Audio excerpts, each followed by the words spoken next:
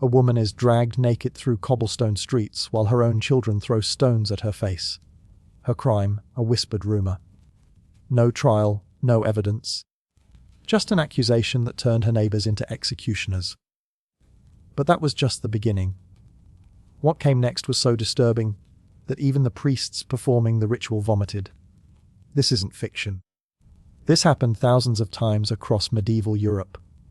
And the methods they used were so psychologically devastating that modern torture experts still study them today.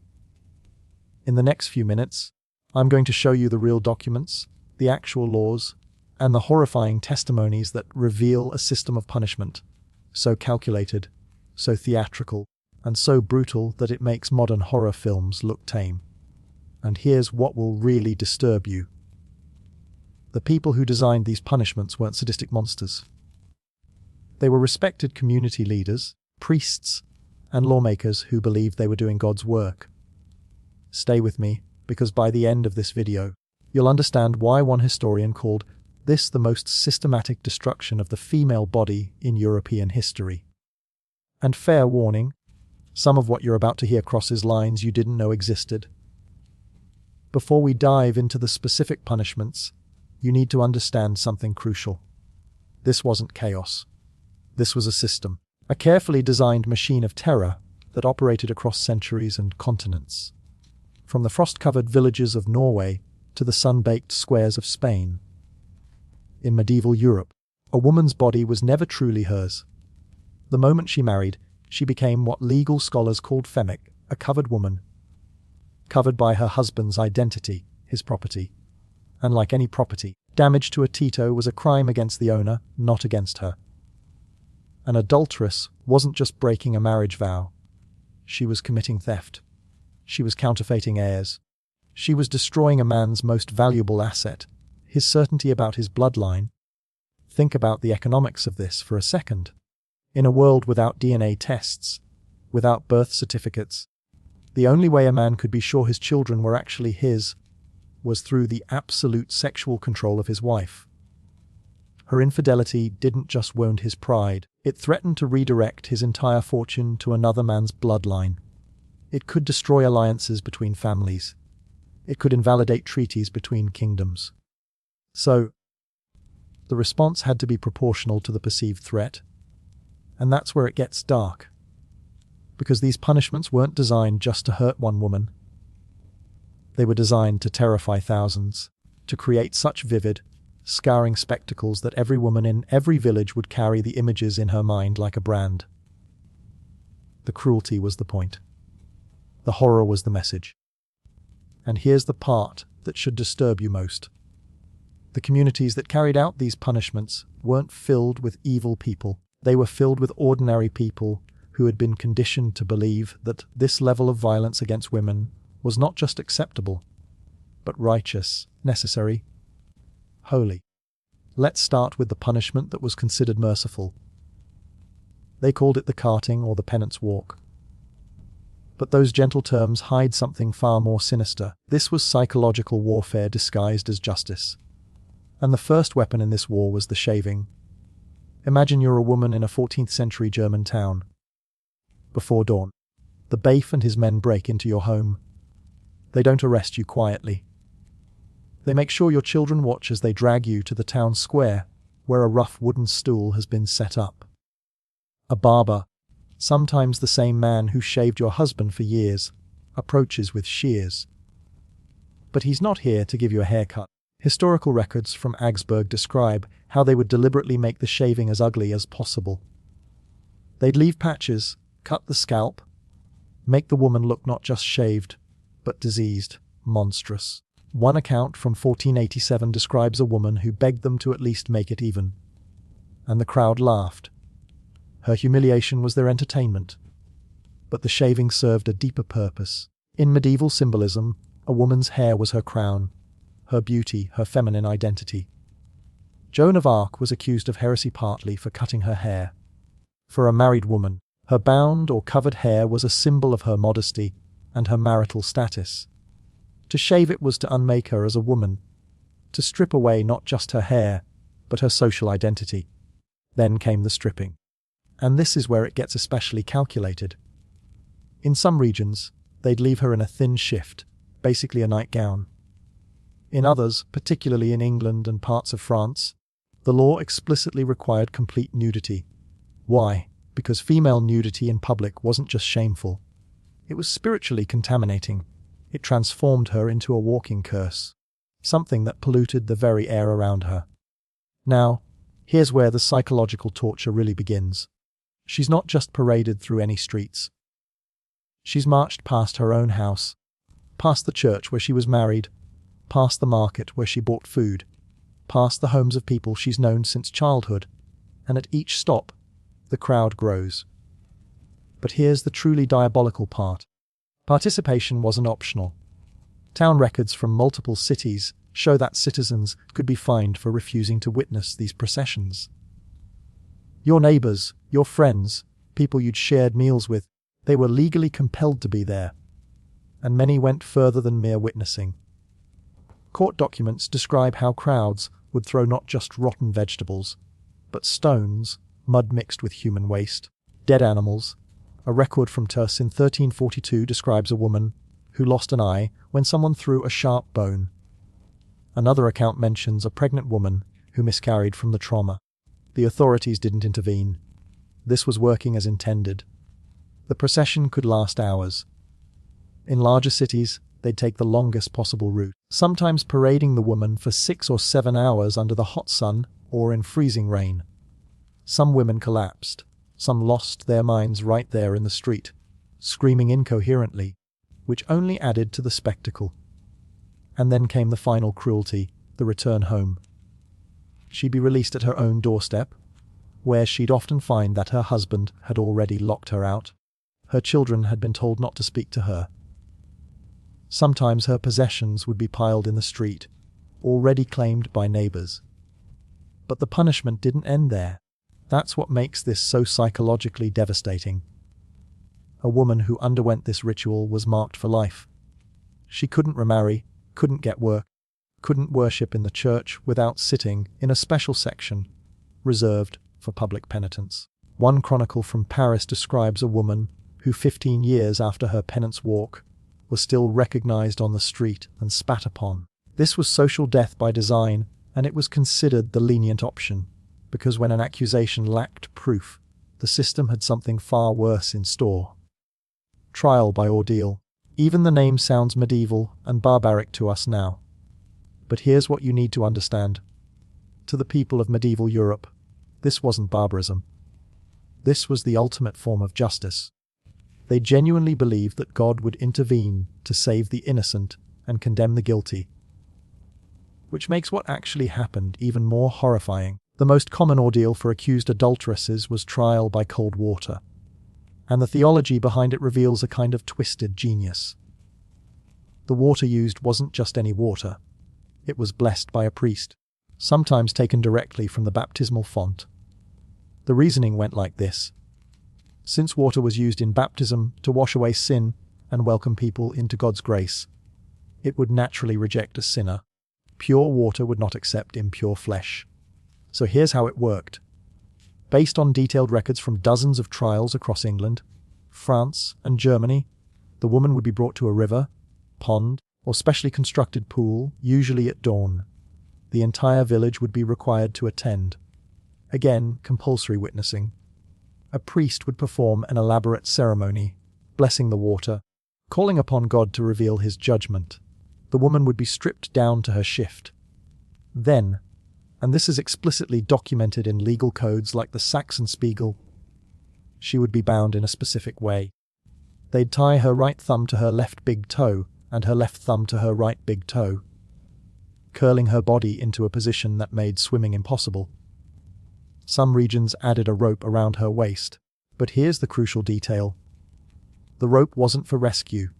It was to retrieve the body afterward. She'd be thrown into the water, or sometimes forced to jump herself while the crowd watched. Now, here's the horrifying physics of it. A human body's buoyancy depends on many factors. Lung capacity, body fat percentage, the temperature of the water. A terrified woman taking rapid shallow breaths might initially float. And if she floated guilty, Rejected by God's holy water, she'd be pulled out and immediately executed, sometimes right there at the water's edge. But if she sank, innocent, accepted by the water. Of course, a bound woman sinking in water can't swim, can't breathe. The historical records show incredible variation in how long officials would wait before pulling someone out.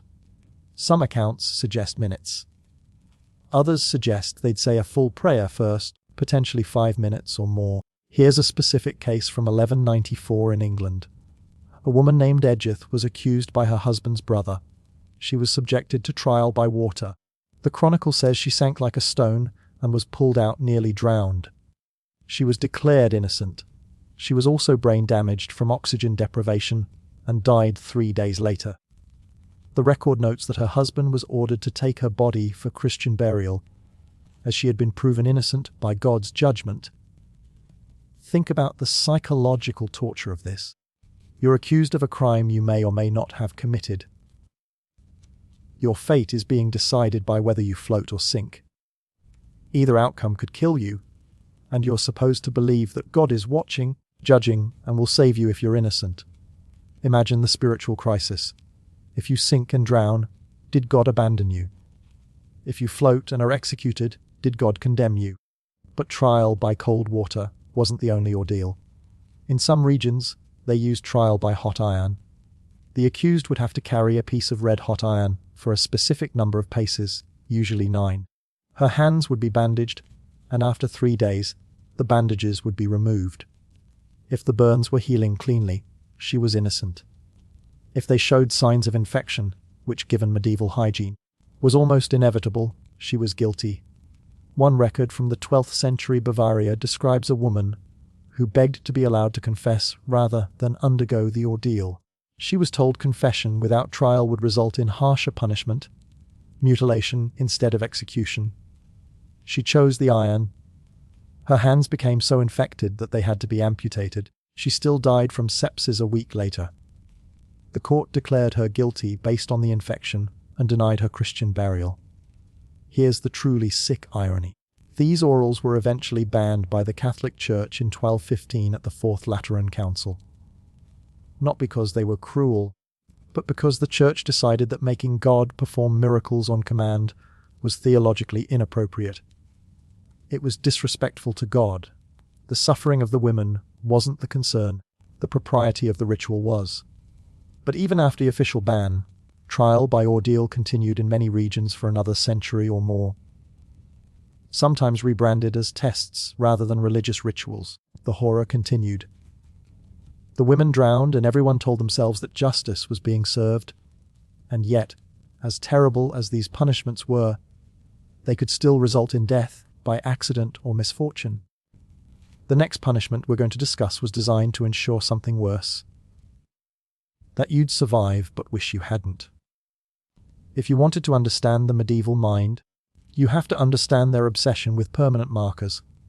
In a world where people couldn't read, where documents were rare, where identity was visual, marking someone's body was the ultimate form of recording. And for adulteresses, the marking was designed to be unmistakable. The laws are shockingly explicit. The laws of King Tut, which governed England and parts of Scandinavia in the early 11th century, state clearly, an adulteress shall have her nose and ears cut off, not as an alternative to other punishment, as the standard punishment. The law doesn't say may, it says shall. Let's walk through what this actually meant. Based on court records and chronicle accounts, here's how these mutilations were typically performed. The woman would be brought to a public square. Sometimes she'd be tied to a post, sometimes held down by multiple men. A blacksmith or barber would perform the cutting.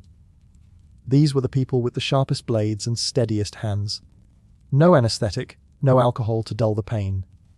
In fact, some regions explicitly forbade giving the woman anything to bite on, because her screams were part of the spectacle. The nose would typically be cut off first, not just the tip, but the entire nose cut back to the bone of the face. The amount of blood was tremendous. Women would choke on their own blood, which is why they'd often be held face down. The ears would be cut off next, either partially or completely, depending on local custom. Then the wounds would be cauterized with hot iron to stop the bleeding. The smell of burning flesh would fill the square. The woman's screams would echo off buildings, and the crowd would watch, forced to witness what awaited any woman who strayed. Here's a specific case from 1231 in a German town. A woman named Gertrude was accused by her husband of adultery with a traveling merchant. She denied it. He had no proof, except his suspicion and the testimony of one neighbor who claimed to have seen them speaking alone. Under local law, this was enough for conviction. Gertrude's nose and ears were cut off. The Chronicle mentions, almost as an aside, that she had 3 children under the age of 7 who watched the mutilation.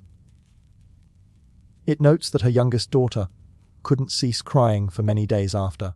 Gertrude survived the immediate trauma, but here's what happened next. Her husband divorced her, which was automatically granted in cases of proven adultery. She had no way to support herself. Her face made her unemployable. No one would hire a mutilated woman. She couldn't beg effectively because her appearance scared people. Within 6 months, the same Chronicle reports that she was found dead in a ditch outside town. The assumption was that she'd starved to death. No one was prosecuted. Her death was not legally anyone's responsibility, but the purpose of these mutilations went beyond punishing one woman. Every mutilated woman became a walking warning. A piece of living propaganda that said, "This is what happens to women who betray their husbands." And because the mutilation was so distinctive, a missing nose and ears, everyone who saw these women knew exactly what their crime had been.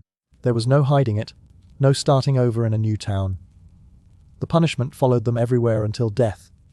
Some regions had variations. In parts of Italy, they'd brand women with hot irons, usually on the forehead or cheek. The brand would often be the letter A for adulterer.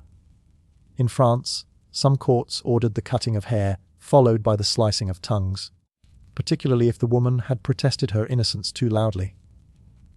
There's a medical reality here that makes this even more horrifying. Many women died from these mutilations, not immediately, but from infection in the days and weeks that followed.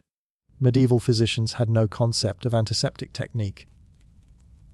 The wounds would become infected. Fever would set in and sepsis would kill them slowly and painfully. But legally, this wasn't considered an execution. The woman had been justly punished, and her subsequent death was God's judgment. And here's perhaps the most disturbing detail I found in my research. There are account books from several towns that show payments made to the executioner or barber who performed these mutilations. They were paid per procedure. In one town in Flanders, the rate was itemized: 3 shillings for a nose, 2 shillings per ear. There was a price list for destroying women's faces.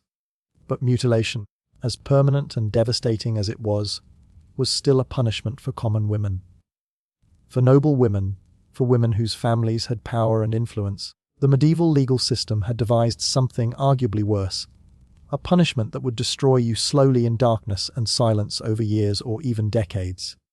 In 1314, one of the greatest scandals in French royal history exploded into public view. It's known as the Tour d'Eslay affair, and what happened to the women involved reveals perhaps the most psychologically devastating punishment medieval Europe could devise: perpetual enclosure. Margaret and Blanche of Burgundy were married to the future kings of France. They were caught in an affair, or at least accused of one.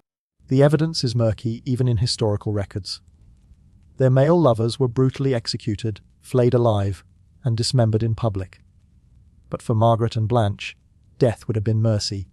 Instead, they were sentenced to life imprisonment in separate fortress chambers. Here's what that actually meant. Based on architectural records and chronicles, Margaret was locked in the shadow yard in a chamber, specifically prepared for her imprisonment. The room was small, maybe 10 by 10 feet. The walls were thick stone. There was one narrow window, too high to reach and too narrow for a body to pass through. The door was sealed with an iron lock, and a small opening at the bottom allowed for food to be passed through once a day. She was allowed no visitors, no letters, no news from the outside world. The only human contact she had was with the silent guard, who pushed a tray of food through the opening. She wasn't allowed books because women of her status usually couldn't read. But even if she could, none were provided. No candles beyond what was needed to see her food. No materials to write with. Nothing to mark the passage of time except the rhythm of food delivery and the change of light from that single window. Margaret died in her cell after 8 years.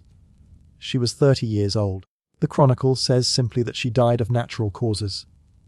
Modern historians suspect either suicide or the physical toll of prolonged isolation, malnutrition, untreated illness, or simply the body giving up under the weight of psychological torture. Blanche lasted longer. She endured 11 years of enclosure before being moved to a convent where she lived until her death, still in isolation. By the time she died, she'd spent more time in captivity. Then she'd spent in freedom as an adult. But the Tordenis women were royal, which meant their imprisonment was at least physically comfortable. They had beds, blankets, adequate food for noble and merchant class women accused of adultery across Europe. The reality could be far worse. There's a practice documented across multiple regions called immurement, being walled up alive. This was rare, but it happened. A woman would be placed in a small cell, sometimes barely large enough to sit in, and then the entrance would be bricked up, leaving only a small opening for food and waste removal. She would live out her remaining days in this tomb, sometimes for years, sometimes for decades. In 1357, a woman in Barcelona named Maria was convicted of adultery and sentenced to immune in a cell built into the city wall. The Chronicle describes the cell as being so small she couldn't lie down fully. She lived in this space for 9 years before dying. The record notes that her screams could be heard for the first several months, and then silence. When they finally opened the cell to remove her body, they found she'd scratched messages into the stone walls with her fingernails worn down to bloody stumps. The messages were prayers mostly and curses. The psychological impact of this level of isolation is something modern research is only beginning to understand. Solitary confinement for more than 15 days is now considered torture by human rights organizations. These women endured months, years, sometimes decades. And here's the cruelest part. This was considered merciful. It was explicitly framed as giving the woman time to repent, to reconcile herself with God before death. Her suffering was reframed as spiritual purification. The priests would say she should be grateful for the opportunity to contemplate her sins in solitude. Some women went mad. Chronicle entries describe women who stopped eating, who beat their heads against stone walls, who babbled incoherently when food was delivered. But there was no psychiatric care, no intervention. The madness was seen as either demonic possession, punishment from God, or the final stages of repentance before death. The silencing was also deliberate. These were women who'd been visible, who'd had social power, who'd moved in society. Their enclosure removed them not just from physical space, but from history itself. Many were not even allowed to be buried in church cemeteries when they died. Their names were struck from family records. They became non-persons erased. And all of this, the mutilation, the drowning, the public humiliation, the living death, all of it was justified by the same system. A system that brings us to the final, most enraging truth about medieval justice. Now, let's talk about the men. Because while women were being drowned, mutilated, and buried alive for adultery, what was happening to the men they allegedly committed adultery with? The answer will make your blood boil. In most cases, a fine, sometimes banishment for a period. In rare cases, public penance, like wearing a sign or making a donation to the church. That's it. The double standard wasn't subtle. It was explicitly written into law. The Saxon Spiegel, one of the most influential medieval law codes, states that both men and women can be punished for adultery. But here's the catch. A man's adultery only counted if he was sleeping with another man's wife. If he was unmarried, or if the woman was unmarried, it wasn't legally adultery for him. It was just fornication, a minor sin requiring confession. But for women, any sexual contact outside marriage was adultery. Full stop. The crime wasn't about the act itself. It was about the property violation. Even in the rare cases where men were punished equally, there was always an out. Nobility could pay fines. Men could invoke their right to trial by combat, where they'd fight their accuser, something women were forbidden from doing. Wealthy men could hire substitutes to fight for them. The entire system was designed with escape routes for men that women couldn't access. And here's the most gling part. The men who participated in the actual punishment process, the judges, the executioners, the priests who blessed the water for the drowning, the crowds who threw stones. Statistically, many of these men had committed adultery themselves. Research into court records shows numerous cases where men who sat in judgment on adulteresses were themselves later revealed to have kept mistresses, visited prostitutes, or fathered illegitimate children. The hypocrisy was the system. The cruelty was the point, and the message was clear. Women's bodies were not their own. Women's sexuality was a resource to be controlled, regulated, and punished when it strayed from male ownership. These weren't isolated incidents of medieval cruelty. They were systematic, legalized, and performed with the full support of religious and secular authorities across Europe for centuries. Thousands of women, maybe tens of thousands, experienced these horrors. And perhaps what's most disturbing is how recent this history actually is. Some of these practices continued in modified forms into the 18th century and beyond. Public shaming of women for sexual behavior never really went away.